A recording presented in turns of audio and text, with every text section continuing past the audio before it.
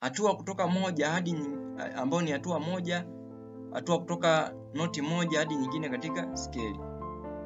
Noti au kipago zimepewa namba za Kirumi kulingana na kazi yake. Mfano, noti inayoanza huitwa kipago cha kwanza, zinazofuata huitwa kipago cha pili, kipago cha tatu, kipago cha nne na hadi kipago cha tano.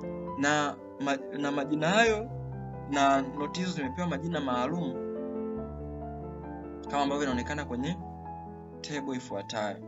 Kipago cha kwanza au noti ya kwanza huwa inaitwa tonic au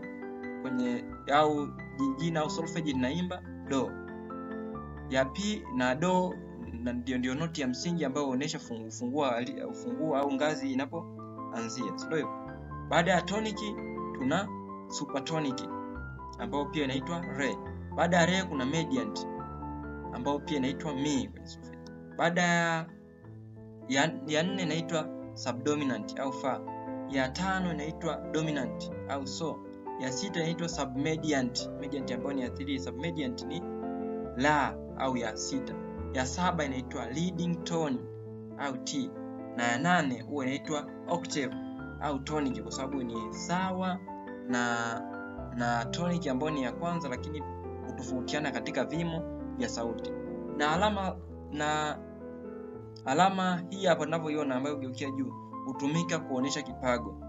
Usichanganye na alama hii ambayo ikigeuzwa upande wa kulia ambayo huashiria mkazo kama ambavyo tumesoma katika masomo yaliyopita.